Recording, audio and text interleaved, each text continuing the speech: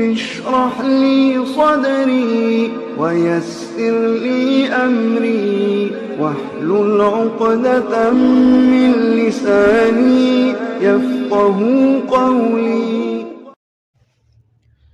اعوذ باللہ من الشیطان الرجیم. بسم اللہ الرحمن الرحیم. رب اشرح لی صدری ویسر لی امری واحلل عقدۃ من لسانی یفقہوا قولی.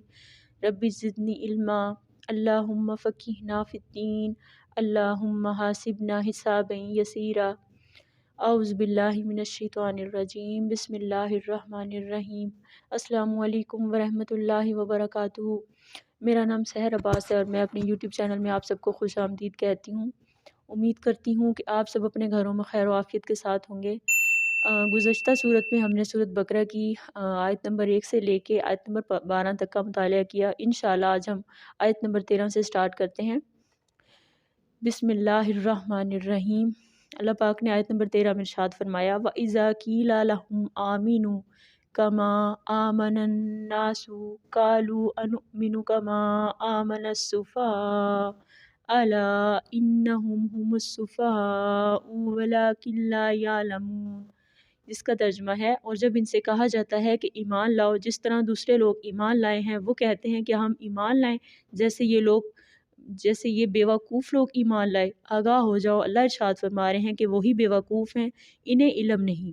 اللہ سبحانہ و تعالیٰ ارشاد فرما رہے ہیں کہ منافقین اہل ایمان کے بارے میں کہتے ہیں کہ انہیں تو نہ اپنے نفع کی فکر ہے اور نہ ہی نقصان کی، کہ دیکھیں جس طرح جان مال اولاد سب کچھ اپنا گھر بار چھوڑ کر یہ لوگ کسی بھی چیز کی پرواہ کیے بغیر یہاں آ گئے ہیں تو یہ تو بیوقوف ہیں.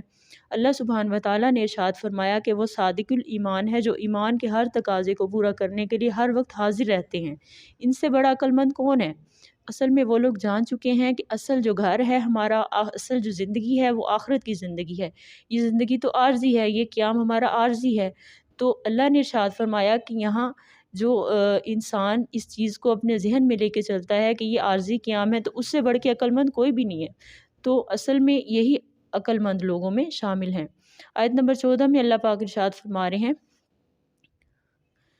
وَإِذَا لَقُوا الَّذِينَ آمَنُوا قَالُوا آمَنَّا وَإِذَا خَلَوْا إِلَىٰ شَيَاطِينِهِمْ قَالُوا إِنَّ مَعَكُمْ إِنَّمَا نَحْنُ مُسْتَهْزِئُونَ. اس کا ترجمہ ہے اور جب یہ اہل ایمان سے ملتے ہیں تو کہتے ہیں ہم بھی ایمان رکھتے ہیں، اور جب یہ خلوت میں ہوتے ہیں اپنے شیطانوں کے پاس تو کہتے ہیں کہ ہم تو آپ کے ساتھ ہیں اور ان لوگوں سے تو محض ہم مذاق کر رہے ہیں. یہاں شیاطین سے مراد یہود کے علماء بھی ہو سکتے ہیں اور منافقین کے سردار بھی. عبداللہ بن ابی منافقین مدینہ کا ایک سردار تھا. اگر کبھی وہ انہیں ملامت کرتا تو کہتا کہ تم تو پوری طرح مسلمانوں کے جیسے ہو گئے ہو، کیا ہو گیا کہ تم محمد صلی اللہ علیہ وآلہ وسلم کی ہر بات ماننے لگ گئے ہو.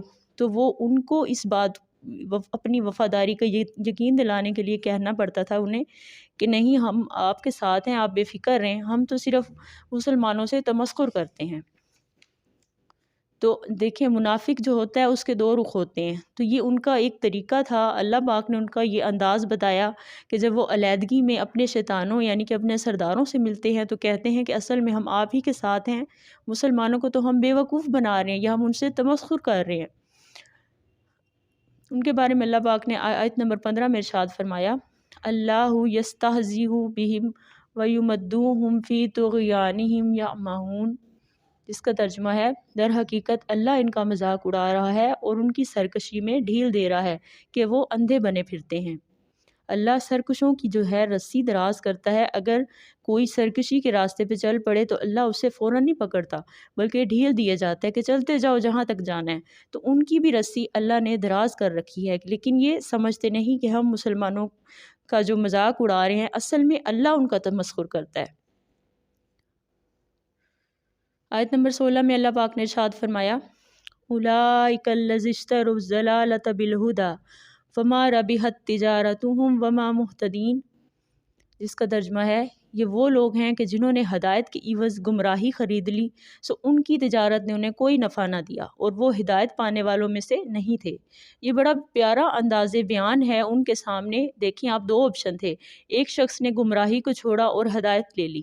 ہاں، راستے میں اس کو کافی بھاری قیمت بھی دینا پڑی، کافی تکالیف اٹھانی پڑی، آزمائشوں سے بھی گزرنا پڑا، تو اس نے ہدایت لے لی۔ جبکہ ایک انسان ایسا ہے کہ اس نے ہدایت دے کے گمراہی لے لی، وقتی تو اسے آسانی ہو گئی، فوری تکلیف سے وہ بچ گیا، لیکن حقیقت میں سب سے گھاٹے کا سودا اللہ پاک نے ارشاد فرمایا اسی نے کیا۔ آگے اللہ سبحانہ و تعالیٰ مثال کے ذریعے سمجھا رہے ہیں۔ جی، آیت نمبر 17 میں اللہ پاک نے ان کی مثال اس انداز میں بیان فرمائی، مَثَلُهُمْ كَمَثَلِ الَّذِي اسْتَوْقَدَ نَارًا فَلَمَّا أَضَاءَتْ مَا حَوْلَهُ ذَهَبَ اللَّهُ بِنُورِهِمْ وَتَرَكَهُمْ فِي ظُلُمَاتٍ لَا يُبْصِرُونَ، جس کا ترجمہ ہے ان کی مثال ایسے ہے جیسے ایک شخص نے آگ روشن کی، پھر جب اس آگ نے سارے ماحول کو روشن کر دیا تو اللہ نے ان کا نور بصارت سلب کر لیا اور چھوڑ دیا انہیں اندھیروں میں، کیونکہ وہ کچھ نہیں دیکھتے۔ یہاں اللہ پاک نے ایک شب تاریک کا نقشہ کھینچا، اس کی ہمیں مثال دی کہ اندھیری شب ہے، قافلہ پھٹک رہا ہے، کچھ لوگ بڑی ہمت کرتے ہیں کہ اندھیرے میں وہ لکڑیاں جمع کرتے ہیں جب آگ روشن ہوتی ہے، لیکن عین اسی وقت جب آگ روشن ہو رہی ہے تو کچھ لوگوں کی بینائی سلب ہو جاتی ہے۔ پہلے وہ اندھیرے میں تھے، روشنی نہیں تھی، اب جب روشنی ملی تو ان کے اندر کی روشنی گل ہو گئی۔ یہ مثال ہے ان کفار کی جو اسلام کی روشنی پھیلنے کے باوجود اس سے محروم رہے۔ محمد صلی اللہ علیہ وآلہ وسلم کی آمد سے پہلے ہر طرف تاریکی چھائی ہوئی تھی، جبکہ محمد صلی اللہ علیہ وآلہ وسلم کے آنے کے بعد ہدایت واضح ہو گئی، لیکن کچھ ضد، تکبر یا حسد آپ کہہ لیں، اس کی بنیاد پر کچھ لوگوں نے اندر کی جو ان کی بینائی تھی وہ زائل ہو گئی۔ جیسے پہلے وہ اندھیرے میں تھے، اب بھی وہ اندھیرے میں۔ روشنی میں آنے والے تو وہ ہیں جن کی صفت ہم نے قرآن پاک کی سورۃ بقرہ کے آغاز میں المتقین کے نام سے ہم نے جن کی صفت پڑھی، ان لوگوں کا اللہ نے کہا کہ وہ لوگ روشنی میں ہیں۔ آیت نمبر 18 میں اللہ پاک نے ارشاد فرمایا سم بکم عمی فہم لا یرجعون، کہ اس کا ترجمہ ہے یہ بہرے ہیں، گونگے ہیں، اندھے ہیں، سو اب یہ نہیں لوٹیں گے۔ یہ لوگ کون ہیں؟ اسکالرز اور مفسرین جو ہیں وہ اس کے بارے میں یہ رائے دیتے ہیں کہ یہ لوگ جو ہیں ان میں ابو جہل، ابو لہب، ولید بن مغیرہ، عقبہ، ابی جو ہیں معیط، یہ سب کے سب جو ہیں اس میں شامل ہیں، کیونکہ یہ تب زندہ تھے جب یہ آیات نازل ہو رہی تھی۔ تو یہ سب تو غزوہ بدر میں جو واصل جہنم ہوئے، جو سن 2 ہجری میں واقعہ کہتے ہیں پیش آیا۔ آگے اللہ پاک نے دوسری مثال بیان کی آیت نمبر 19 میں، او کصیب من السماء فیہ ظلمات ورعد وبرق یجعلون اصابعهم فی آذانہم من الصواعق حذر الموت واللہ محیط بالکافرین، اس کا ترجمہ ہے کہ یا ان کی مثال اللہ نے کہا ایسی ہے جیسے بڑے زور سے بارش برس رہی ہے آسمان سے، اس میں اندھیرے بھی ہیں اور گرج چمک پہ یہ جو ہے اپنی انگلیاں اپنے کانوں میں دے لیتے ہیں مارے کڑک کے موت کے، کہ یہ موت کے ڈر سے، اور اللہ ایسے کافروں کو احاطہ کیے ہوئے، یعنی اللہ کافروں کو گھیرے ہوئے ہے۔ اللہ نے فرمایا اس ہیبت ناک کڑک سے کہیں ان کی جانیں نہ نکل جائیں، ان جو منکرین ہیں وہ اللہ ان کو ہر طرف سے گھیرے ہوئے ہیں، یہ بچ کے کہاں جائیں گے۔ آیت نمبر 20 میں اللہ پاک ارشاد فرما رہے ہیں یکاد البرق یخطف ابصارہم کلما اضاء لہم مشوا فیہ واذا اظلم علیہم قاموا ولو شاء اللہ لذہب بسمعہم وابصارہم ان اللہ علی کل شیء قدیر۔ اللہ پاک نے ارشاد فرمایا قریب ہے کہ بجلی اچک لے ان کی آنکھیں، جب چمکتی ہے ان پر تو چلنے لگتے ہیں اس کی روشنی میں، اور جب ان پر تاریکی طاری ہو جائے تو کھڑے کے کھڑے رہ جاتے ہیں، اور اللہ چاہتا تو ان کی سماعت اور بصارت تو سلب کر لیتا۔ یقیناً اللہ ہر چیز پہ قدرت رکھنے والا ہے۔ یہ منافقین کے ایک دوسرے گروہ کا ذکر ہے کہ جس پر کبھی حق واضح ہوتا اور کبھی اس کی بابت وہ شک میں مبتلا ہو جاتے ہیں۔ بس ان کے دل اس بارش کی طرح ہیں جو اندھیروں میں، یعنی ان کے شکوک اور کفر کی طرح ہیں، اترتی تو ہے لیکن گرج چمک سے ان کے دل ڈر جاتے ہیں، حتیٰ کہ خوف کے مارے یہ اپنی انگلیاں اپنے کانوں میں ڈھونس لیتے ہیں، لیکن یہ خوف اور تدبیریں انہیں اللہ کی گرفت سے نہیں بچا سکے گا۔ کبھی حق کی کرنیں ان پہ پڑیں تو حق کی طرف جھک پڑتے ہیں، لیکن جب مسلمانوں پہ مشکل دور آتا ہے، کوئی آزمائش آ جاتی ہے تو پھر یہ حیران اور پریشان ہو کے کھڑے رہ جاتے ہیں۔ اس میں سمجھنے والی بات یہ تھی کہ اگر اللہ چاہے تو اپنی دی ہوئی صلاحیتوں کو سلب کر لے، اس لیے کہ اللہ تو ہر چیز پہ قادر ہے۔ اب دیکھیں کہ مجھے یا آپ کو، ہم میں سے ہر ایک کو، کسی کو بھی اللہ کے عذاب یا ہماری باز برس سے بے خوف نہیں رہنا چاہیے۔ آیت نمبر 21 میں اللہ پاک ارشاد فرما رہے ہیں، یا ایھا الناس اعبدوا ربکم الذی خلقکم والذین من قبلکم لعلکم تتقون، جس کا ترجمہ ہے، اے لوگو بندگی اختیار کرو اپنے رب کی، میں نے تم کو پیدا کیا اور تم سے پہلے جتنے بھی لوگ گزرے ہیں تو انہیں بھی میں نے ہی پیدا کیا تاکہ تم بچ سکو۔ اس آیت میں قرآن مجید کی دعوت کا خلاصہ آ گیا کہ قرآن اپنے مخاطبین کو کیا ماننے کی دعوت دے رہا ہے۔ اب دیکھیں دعوت دینا، اور اللہ پاک نے اس میں ارشاد فرمایا کہ قرآن کی کیا پکار ہے۔ اب دیکھیں یہ دعوت تمام انبیاء رسولوں کا بھی یہی طریقہ تھا جن کی انہوں نے دعوت دی۔ عام طور پر یہ جو لوگ غلط رستہ اختیار کر لیتے ہیں کہ ہمارے آباء و اجداد کا یہی طریقہ تھا، تو الذی خلقکم والذین من قبلکم، یہ جو الفاظ ہیں اس دلیل کا رد اس میں موجود ہے کہ جیسے تم مخلوق ہو ویسے ہی تمہارے آباء و اجداد بھی مخلوق تھے، تو جیسے تم خطا کر سکتے ہو ویسے وہ بھی تو خطا کر سکتے ہیں۔ تو یہ نہ دیکھو کہ آباء و اجداد کا کیا طریقہ تھا، ان کا کیا راستہ تھا، بلکہ یہ دیکھو کہ حق کیا ہے، کس چیز کو کرنے کا حق ہے، جو حق ہے آپ وہ کرو۔ لعلکم تتقون سے مراد یہ ہے تاکہ تم بچ سکو، یعنی دنیا کی تکالیف سے، مصائب سے تم بچ سکو، آخرت کی رسوائی سے تم بچ سکو، تو اللہ کی بندگی کی روش اختیار کرو۔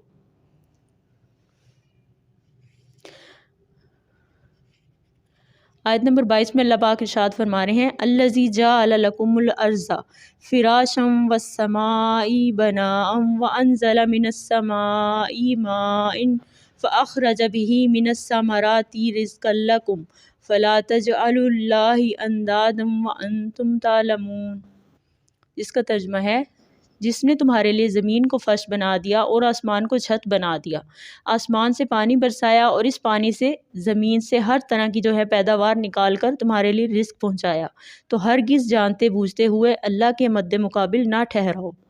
اس آیت کا ایک مطلب یہ بھی اسکالرز نے لکھا ہے، علماء تفاسیر نے، کہ اللہ فرما رہے ہیں کہ جب تم بھی مانتے ہو کہ اس کائنات کا خالق اللہ کے سوا کوئی نہیں، تو پھر اس کے ساتھ شریک کیوں ٹھہراتے ہو؟ اہل جو عرب تھے یہ بات مانتے تھے کہ کائنات کا خالق صرف اور صرف اللہ ہے، یعنی اللہ کی ذات کے سوا کوئی بھی خالق نہیں ہے۔ البتہ جو ان کے دیوی دیوتا ہوتے تھے وہ صرف یعنی کہ کہتے تھے کہ یہ جو دیوی دیوتا ہیں وہ اللہ کے اوتار ہیں، وہ سمجھتے تھے کہ اس کے محبوب ہیں، یا وہ کہتے تھے نعوذ باللہ اللہ کی بیٹیاں ہیں، لہٰذا یہ صفات کریں گے تو ہمارا بیڑا پار ہو جائے گا۔ تو لہٰذا ان کے لیے اس میں میسج ہے کہ جب تم مانتے ہو کہ خالق کائنات صرف اللہ کی ذات ہے تو اسی کے ساتھ شریک کیوں ٹھہراتے ہو، کسی کو بھی اس کا مد مقابل کیوں بناتے ہو؟ تو انشاءاللہ اس چیز کی کوشش کریں ہم ہر طرح کے شرک سے بچیں اور دوسروں کو بھی اس کی تاکید کریں۔ اس کائنات میں مشیت صرف ایک ہی ہستی کی ہے جو میرے رب کی ذات ہے۔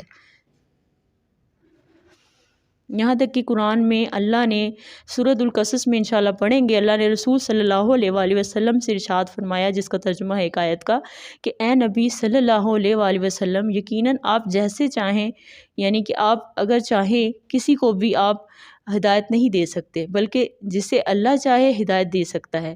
اگر ہدایت کا معاملہ رسول صلی اللہ علیہ وآلہ وسلم کے اختیار میں ہوتا تو ابو طالب دنیا سے ایمان لائے بغیر رخصت نہ ہوتے۔